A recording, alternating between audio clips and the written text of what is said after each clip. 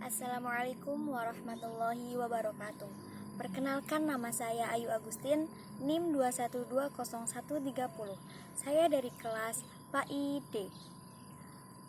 Saya akan sedikit menjelaskan tentang Makiyah dan Madaniyah dari mata kuliah Ulumul Quran.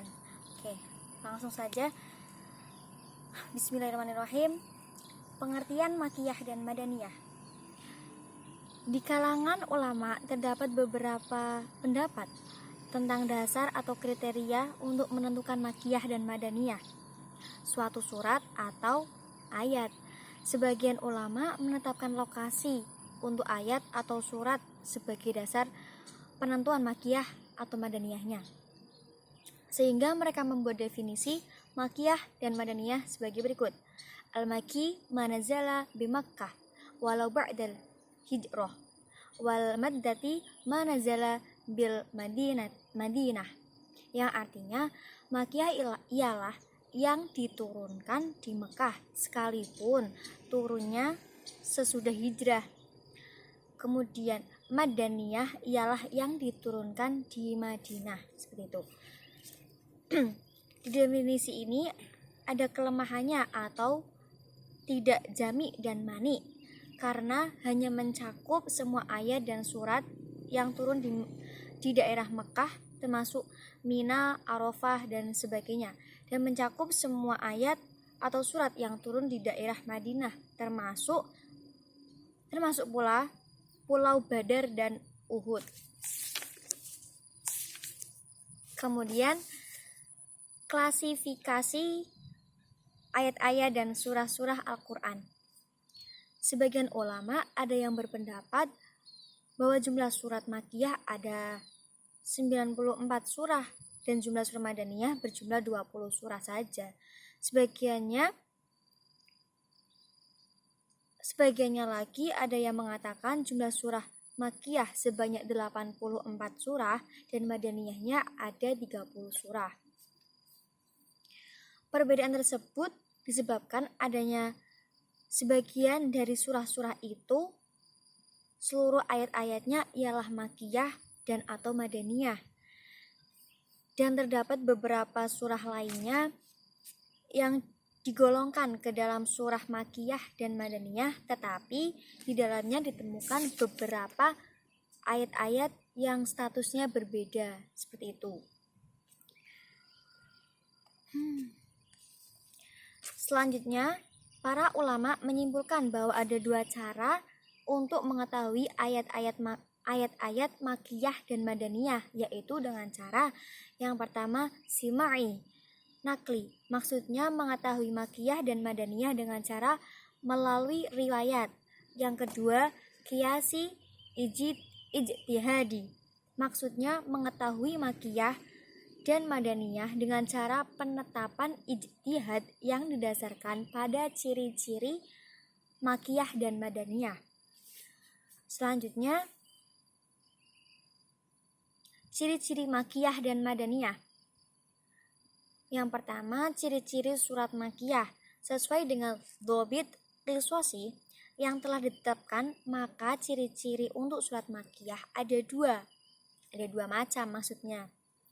Ciri-ciri yang bersifat qot'i dan ciri-ciri yang bersifat al-lawi. 1. Ciri-ciri khas yang bersifat qot'i. 1. Setiap surat yang terdapat ayat sajadah di dalamnya adalah surat Makiyah.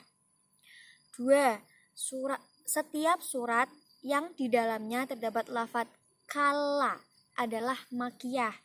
Yang ketiga, setiap surat yang terdapat di dalamnya lafaz ya ayyuhan nas dan tidak ada ya ayyuhalladzina amanu adalah Makiyah, kecuali surat Al-Hajj.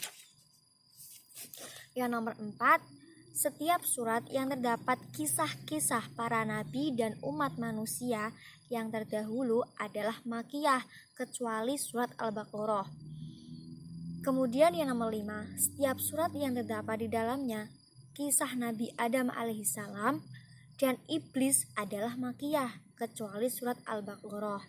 Yang keenam, setiap surat yang dimulai dengan huruf tahajji atau huruf abjad seperti alif, lam, mim, ha, mim, dan sebagainya adalah makkiyah kecuali Al-Baqarah dan Al-Imran.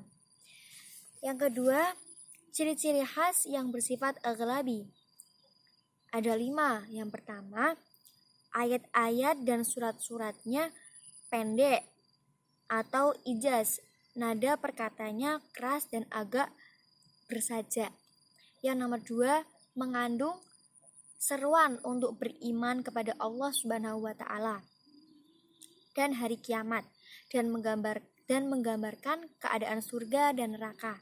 Yang ketiga, mengajak manusia untuk berakhlak yang mulia dan berjalan di atas jalan yang baik atau benar. Kemudian yang nomor 4, membantah orang-orang musyrik dan menerangkan kesalahan-kesalahan kepercayaan dan perbuatannya. Kemudian nomor 5, terdapat banyak lafaz sumpah atau qasam. Kemudian ciri-ciri surat Madaniyah. Ciri-ciri khas yang membedakan antara surah Madaniyah dan Makkiyah ada yang bersifat qat'i dan ada yang bersifat aghlabi. Yang pertama, ciri-ciri yang bersifat qat'i bagi surat Madaniyah ada 4. Yang pertama, setiap surat yang mengandung izin berijtihad atau berperang atau menyebut hal perang dan menjelaskan hukum-hukumnya adalah Madaniyah.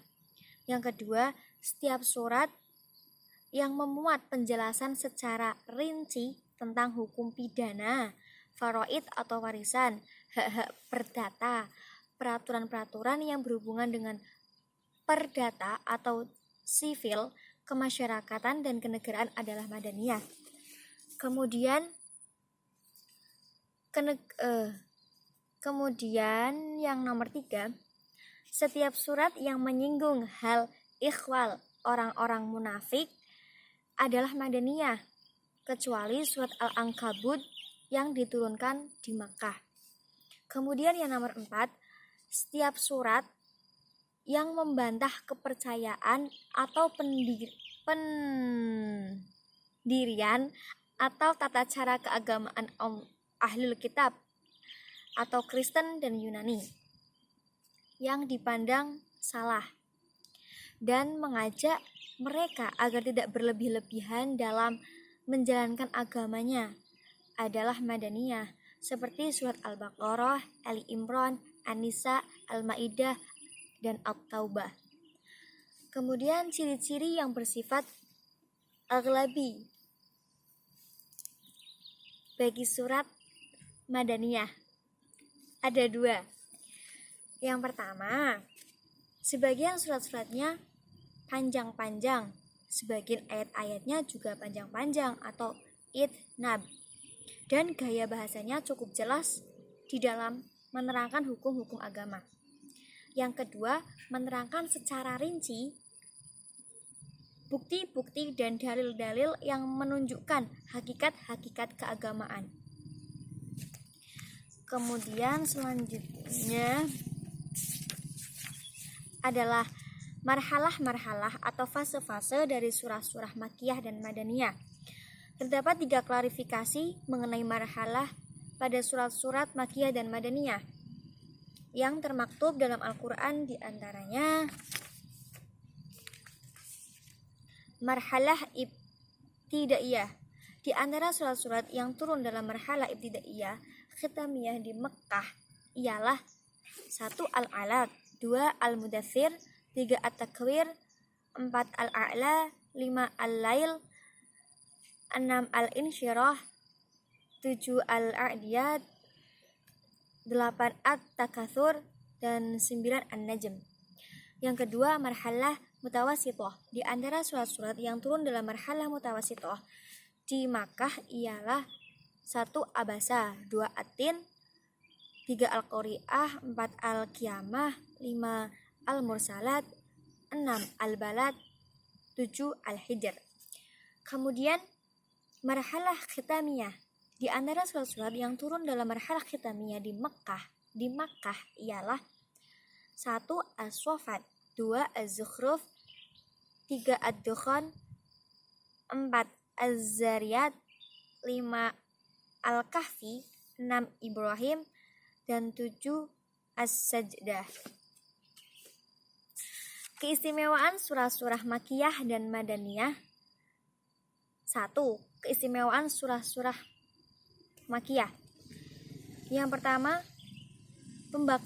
pembekalan akidah Islam dalam jiwa melalui ajakan beribadah atau penyembahan kepada Allah Subhanahu wa taala yang esa, beriman kepada Nabi Muhammad SAW, kepada hari akhir, pembatalan keyakinan-keyakinan jahiliyah, penyembahan kepada selain Allah Subhanahu wa taala, serta pemunculan hujah-hujah dan bukti-bukti.